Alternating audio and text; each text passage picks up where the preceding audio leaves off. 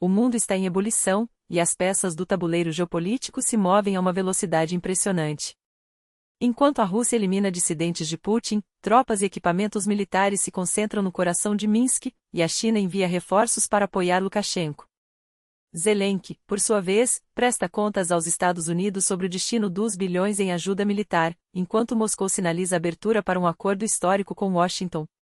Essas são apenas algumas das notícias urgentes que você precisa acompanhar agora mesmo.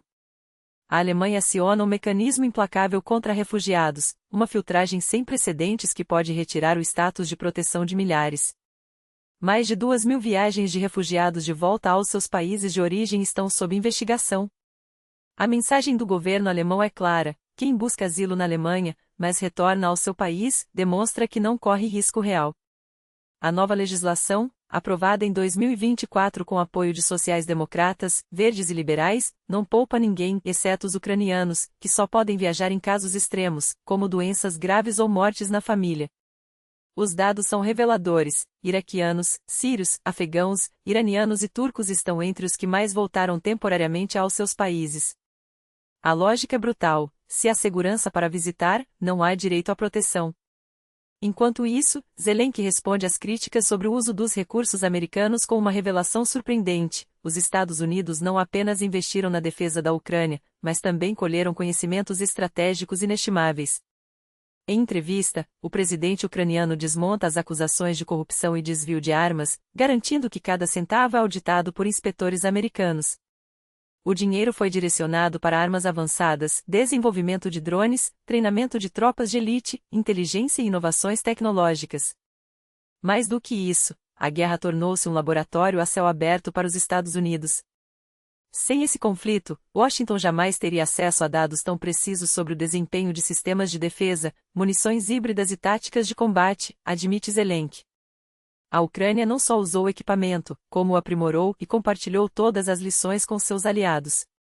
Do outro lado do Atlântico, Trump enfrenta um dilema: sua confiança cega em Putin pode estar prestes a se voltar contra ele.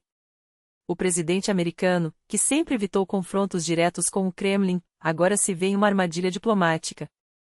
Seu enviado, Steve Witkoff, um negociador inexperiente em questões de segurança nacional, pode ter transmitido informações distorcidas, levando Trump a superestimar as concessões russas.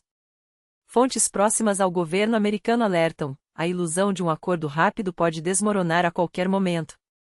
Estamos pressionando a Rússia como nunca, e Putin sabe disso, declara Trump, convencido de que Moscou está disposta a ceder. Mas analistas são categóricos: sua visão da guerra é distorcida, quase uma reprodução do discurso do Kremlin. A realidade é outra: a resistência ucraniana, apoiada por armas ocidentais, é que impediu a vitória russa. A Ucrânia não é um peão, reforça o secretário-geral da OTAN. A Rússia segue sendo uma ameaça de longo prazo, e qualquer acordo que ignore isso é uma ilusão perigosa. E enquanto o Ocidente debate estratégias, Moscou e Washington avançam em negociações secretas.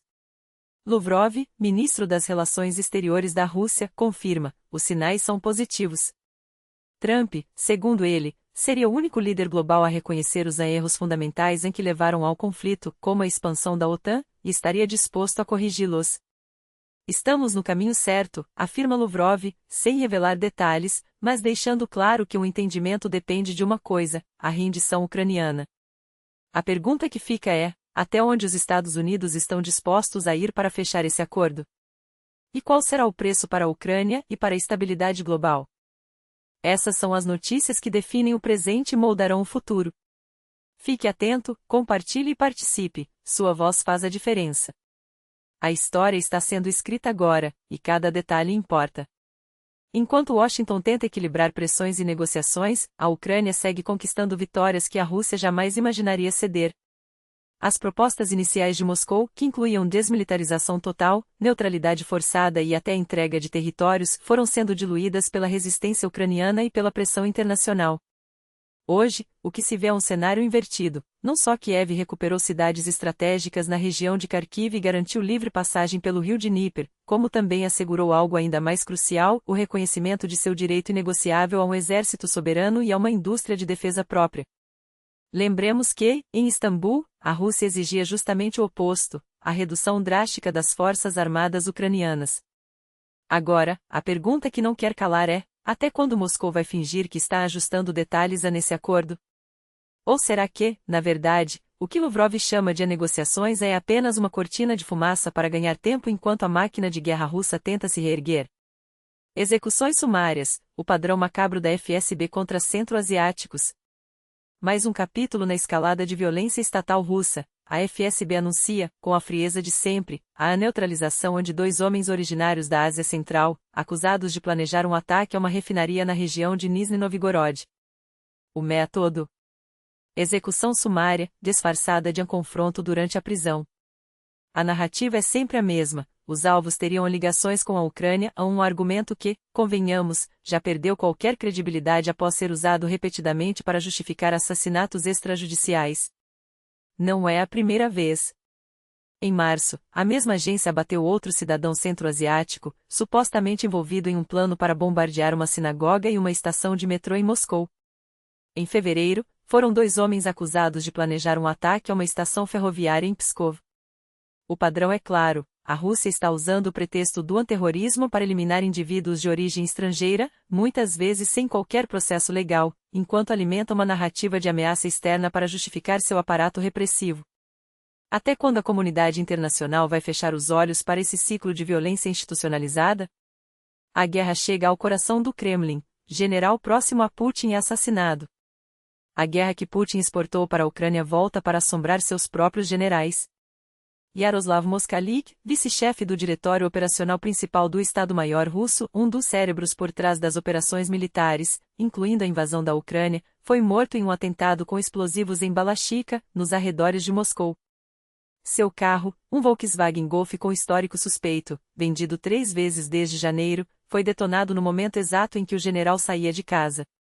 Detalhes sinistros: o dispositivo explosivo estava posicionado perto da porta traseira esquerda, e há indícios de que o veículo poderia estar equipado com câmeras de vigilância, sugerindo um planejamento meticuloso.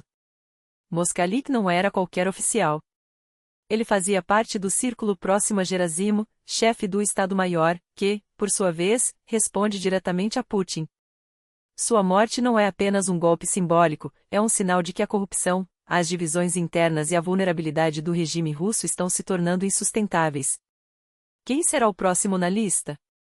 E, mais importante, até onde essa onda de violência interna vai escalar antes que o próprio Kremlin perca o controle?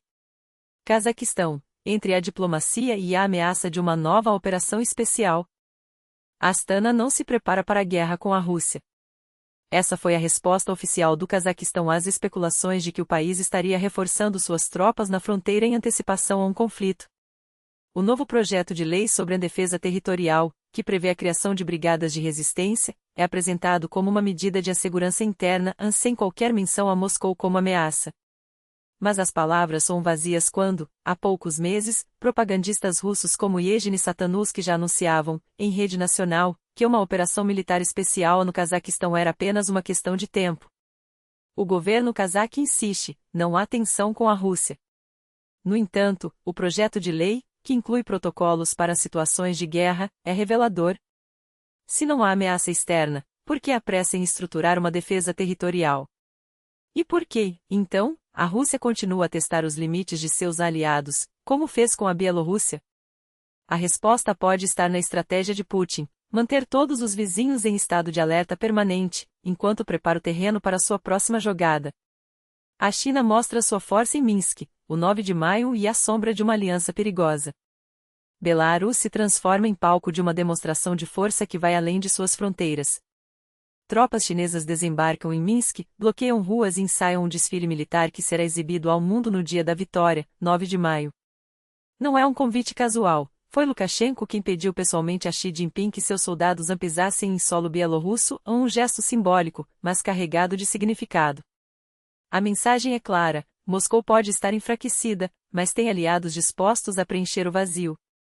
Enquanto isso, a população de Minsk já sente o impacto: ruas centrais serão fechadas, o trânsito será paralisado, e a máquina de propaganda trabalha a todo vapor para transformar o evento em um espetáculo de unidade e a resistência. Mas por trás das bandeiras e dos discursos, há uma pergunta incômoda: até onde Pequim está disposto a ir para apoiar o regime de Lukashenko? E, mais preocupante, O que isso significa para a segurança da Europa Oriental? A história não espera. E você? Os eventos se aceleram, e cada decisão ou omissão tem consequências irreparáveis. Enquanto a Rússia mata seus próprios generais, executa estrangeiros sem julgamento e tenta arrastar seus vizinhos para novos conflitos, o mundo assistente, muitas vezes paralisado. Mas a verdade é que nenhum de nós é mero espectador. Compartilhe, questione, exija respostas. Porque quando a história for escrita, ela não perdoará quem ficou em silêncio. Fique conosco. As atualizações em tempo real estão no Telegram e no X. Sua atenção é nossa maior arma. Até breve e que as próximas notícias sejam de esperança, não de guerra.